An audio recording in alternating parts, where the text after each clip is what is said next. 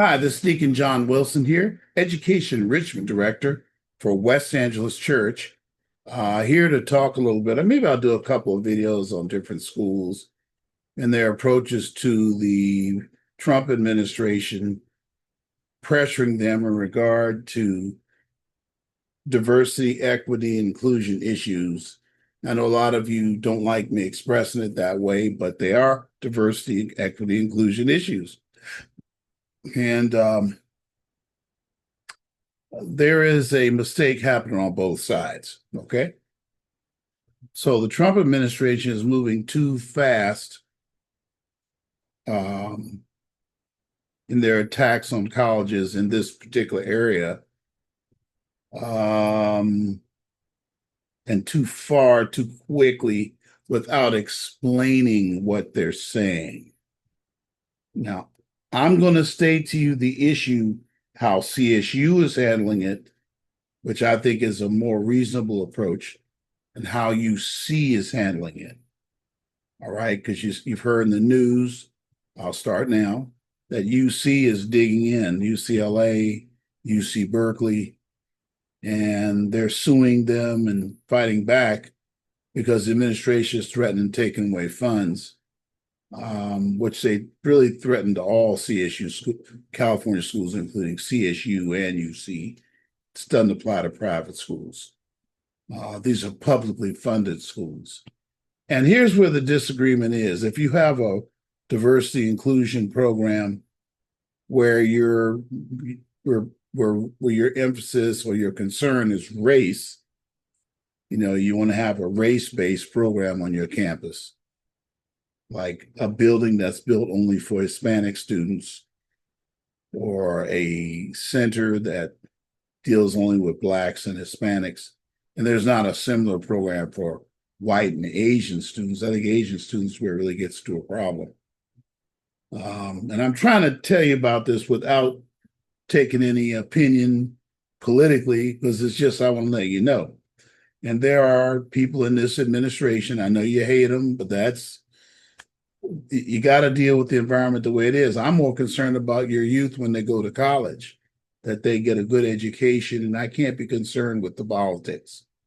What they're really saying is these kind of programs that are based only on race, they've got to change the way they push them. Now, I see UCLA and UC Berkeley are fighting back. And there's another UC too. I can't remember which one. As contrasted to CSU, and it's something that I sensed, and then I saw an article in Ed Source that confirmed CSU's approach. And it has not always been the approach of UC.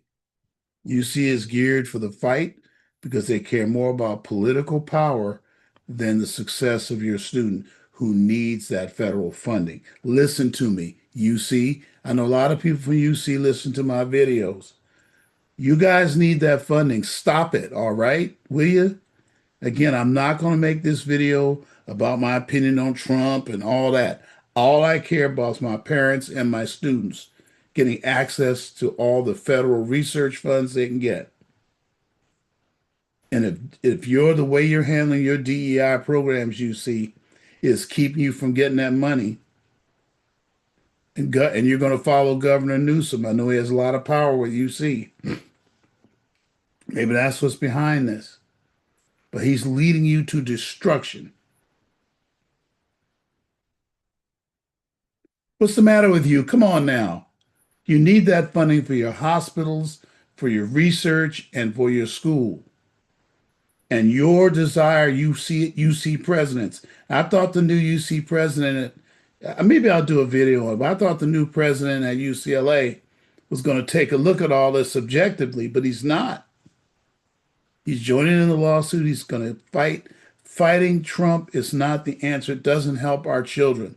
They lose programs and they lose the funding. Unless, Governor Newsom, you're going to fund UC while they fight. Because that's a lot of money they could stand to lose. I'll do a separate video. I think I did one earlier on the amount of funding they're getting. We're talking billions here. On the other hand, and all of them receive the same advisory.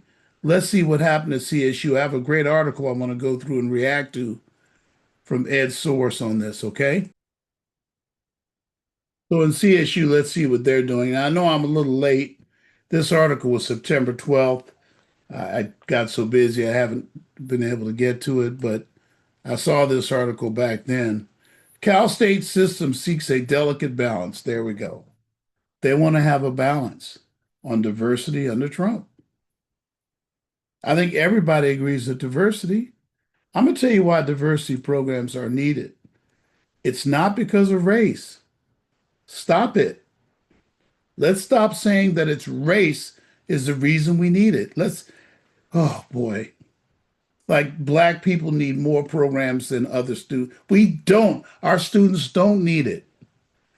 We need it for a different reason, and it matters the reason that you state. It's because of retention. You want black students who leave a high school that's predominantly black and go to a campus where it's predominantly white or predominantly Asian and white. You want them to have a transition, a cultural transition, where they're immersed and go to school with white and Asian students and are roommates with them. But yet they can get a taste of culture, of the urban culture that they're used to. And when students feel that way and they're sitting in an integrated environment, they retain and finish their education. I mean, I don't think CSU is being open about that, but when I talk to insiders in CSU, they agree with me. I have an interview I just put up with Bakersfield. We had a nice offline talk about that. CSU is far ahead of UC on these diversity issues. They're ahead of UC on other issues too. CSU doesn't even get as much federal funding proportionally as UC because they're not a research school, but they can't afford to lose funding, so they're paying attention, facing federal pressure to dismantle diversity efforts. Internal guidance of CSU presidents uh, told CSU presidents not to panic. Internal guidance. Let's see what's going on here. Here's some takeaways. By the way, I'll provide a link to this article since I'm reacting to it. Department of Education gave guidance on February 14th to both CSU and UC. Look what they say, race conscious programs. So if we just can get it so that there's a relation, if the goal of the program is to keep students coming and to solve the gap issue in graduation, because that's what CSU has always led with, even in Project 2025, the disparity between graduation of black students and white students. They wanted to close the gap. That was always what they were doing. Not because they want to make education different and easier for black students. So they saw that and they probably didn't worry much. CSU presidents were counseled to review diversity initiatives they follow the law. They already were doing that. Some CSU campuses have subtly revised their sites. See? Listen, it's not about winning. It's not about winning against Trump. My God, it's about educating your students and getting them through college. You can read this article. It's terrific. At Cal State University, Monterey Bay, listen to this, what was the Office of Inclusive Excellence is now the Office of Community and Belonging. See, we want to make people feel like they belong. At Stanislaus, events once called the Presidential Diversity Celebration Series dropped diversity, just the Presidential Celebration Series. And at Cal State East Bay, the Office of Diversity removed the phrase critical race theory from its mission statements. It's not about race. It's about helping these kids stay in school and finish school. I advise CSU to go further and come out and say that. It might help UC. Some of the subtle linguistic shifts in CSU efforts, mentioning diversity, equity, inclusion during the 10 months following President Trump's election to a second term. Like many colleges nationwide, the largest four-year public university system, it is the largest CSU, has walked the tightrope on diversity work since Trump's return, aiming to stay ahead of supporting students teetering into trouble with federal officials. So supporting students was their objective, not some race agenda. Come on. I mean, there's a lot of stuff in here. Uh, Here you go. The letter, which a district judge overturned in August, triggered a range of reactions among colleges nationwide, seeking to minimize federal attention without interrupting service for underrepresented students. Some scrubbed their diversity buzzwords and so others cautiously reviewed their program. See, that's what CSU did. Listen to this. Internal CSU documents show the system leaned toward the second approach. Well, what was the second approach? Cautiously reviewing their programs. I don't see UC doing that, but maybe they are. But they initially protested and were fighting Trump's trying to go to court. So I think when you push, you get bigger pushback. To put it simply, they say diversity, equity, inclusion, and accessibility. They add the word accessibility. Programs that comply with existing state and federal law remain permissible. In a memo dated the 18th of February, programs promoting equal access, non-discrimination, and academic success for all students, blah, blah, blah. Faculty and staff should continue fostering, listen, an inclusive learning environment. See, they want to make the learning environment feel good in compliance with policies. So you can read this, but I think it's a very interesting article. California has long prohibited discrimination based on race. So all you CSU is doing is just following that.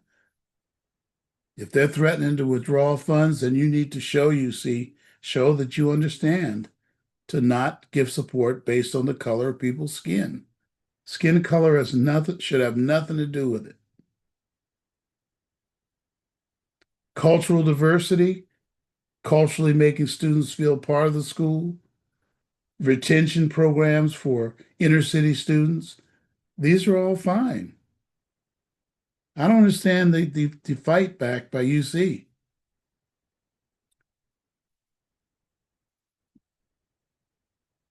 CSU in July provided EdSource with thousands of email threads in response, including general counsel memos reacting to the 14th letter. A judge in August ruled that the letter and related guidance is unlawful, okay? And it had been temporarily paused since April. In late July, listen, the Department of Justice also released a separate interpretation. See, it forced them to interpret it. So the federal anti-discrimination law, they had to get clearer too, but all the while CSU is reviewing its programs. This is a very important article. I'm going to include the link below. But what am I saying, parents? I don't want you thinking that you don't want to send students to CSU because you're worried about budget cuts. I think CSU is on the right track.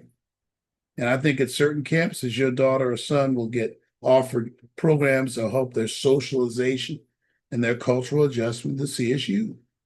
And that's what should be. Way back a year ago when this started happening, I think I did a video about Boise State closing a department, reopening under another name.